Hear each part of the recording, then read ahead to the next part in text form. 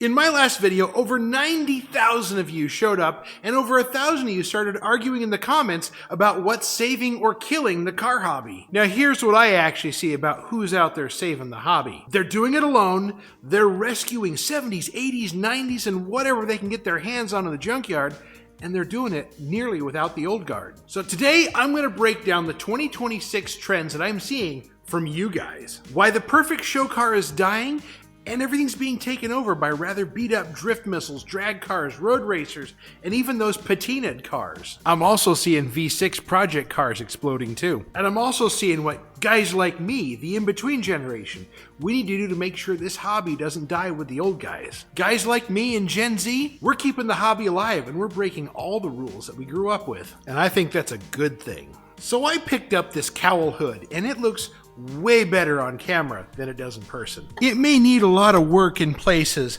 but it's work I can do, and for the price I can pay for it, I don't feel too bad. Believe it or not, this gets me closer to my goal, even if it looks like it's 2 steps back. Many guys like myself, we don't have a huge $50,000 budget. We hardly have 2 nickels to rub together, but we're making it work with the parts we can get our hands on, and that comes from Marketplace, Amazon, eBay, wherever we can get them. We're finding good deals. We're using what we can get our hands on. It's like my Franken-exhaust project. It's not perfect, call it a hack, call it what you will, but it's made of Marketplace scores, Amazon finds, and whatever I had laying around. It may not be perfect, but it's more like what I want to see on the car. Some may call it a hack job. They call it getting to work on Monday, hitting a drift night, autocross, road race, or drag strip by the weekend. I think these guys are learning the same lessons that we did. They're just going about it very differently. Maybe, maybe not. Heck, I was working on this thing to get it to work the next day. Sometimes it's what we do, right? It all comes down to making it work with the parts you have available to make it the way that you want. There's an unfortunate lie going about the internet that says if your car doesn't run under 10 flat in a quarter mile, it's slow and not worth building. While there are some that are gatekeeping on the drag strip, the new generation is proving that you don't have to have a single-digit time slip to be a lot of fun. From the rise of the unloved V6 project car to the scrappy zip tie and go attitude of the drift guys, these young guys are proving that you don't have to have a fast car to have a lot of fun.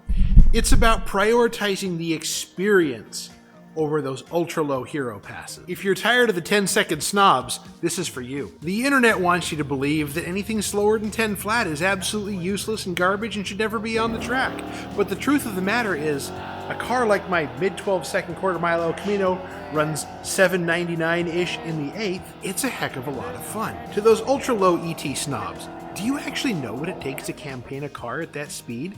Do you actually know what it takes to campaign a car that runs mid-12s? I bet you don't. Where I may not have had money to turn this thing into an ultra-low time slip machine, I've spent the time and money where it counts to make the car very reliable.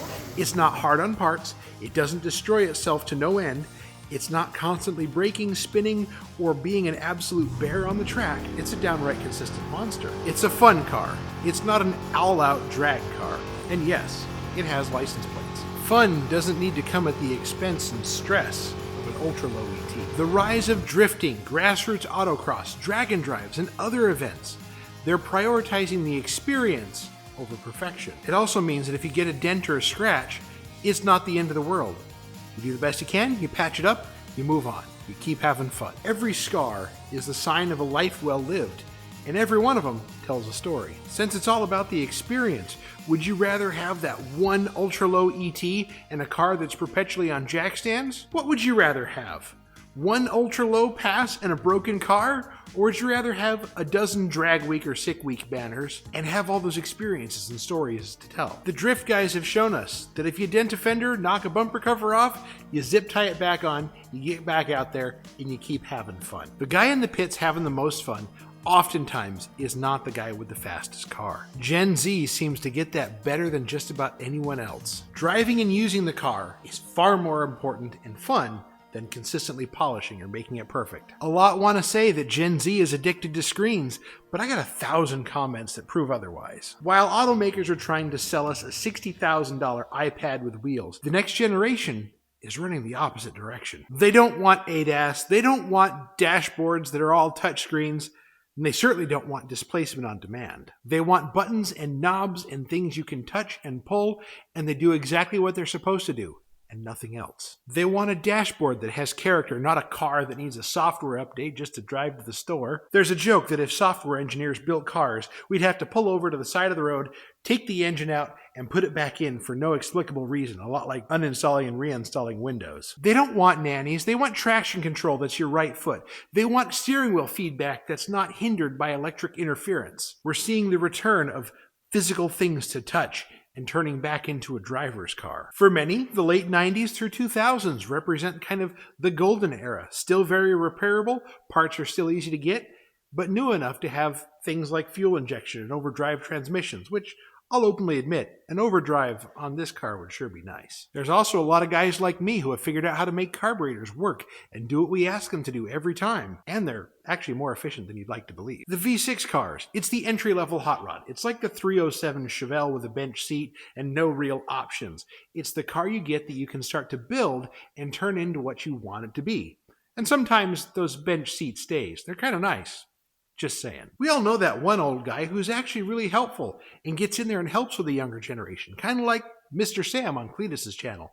Guy is an absolute legend. If you're a boomer, Gen X, elder millennial, and you've got years upon years of knowledge, don't take that knowledge to the grave. Be the guy who gets involved, helps out, and tells awesome stories. Like Jim Deast of Deast Safety. Me and my dad were walking through the SEMA show one year, and he reaches out and grabs my dad by the arm and says, "Hey, I want to tell you about the time I helped George Barris put the parachutes on the Batmobile."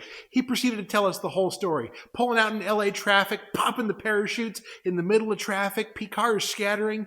It was so cool. And for that moment, nothing else mattered.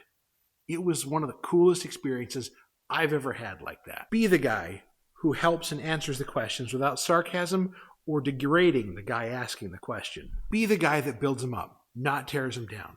That may be the thing that keeps a guy in the hobby as opposed to selling his hot rod for a PS5 and GTA 6. To the younger guys, don't let the grumpy old guys scare you off. For guys kind of like me stuck in the middle, we need to be the bridge that bring the old stuff with us to the new stuff. We need to preserve those old ways and figure out how to apply them better on the new stuff. To the young guys, keep asking questions. To the old guys, it doesn't serve to have the "if you don't know what it is, you shouldn't be touching it" mentality. I'm smack dab between the carburetor and the CAN bus era. My job, and honestly what I love doing, is preserving the old stuff, bringing it to the new stuff, and making sure that everyone has a good time. I love to make new stuff better with old stuff and old stuff better with new stuff. Figure that one out. So I want to hear from you guys. What was your latest marketplace score? Was it parts like my hood? Is it a whole car? And what are your plans for it? And bonus points if it's absolute weirdo stuff. No matter what it is, turn it into something cool.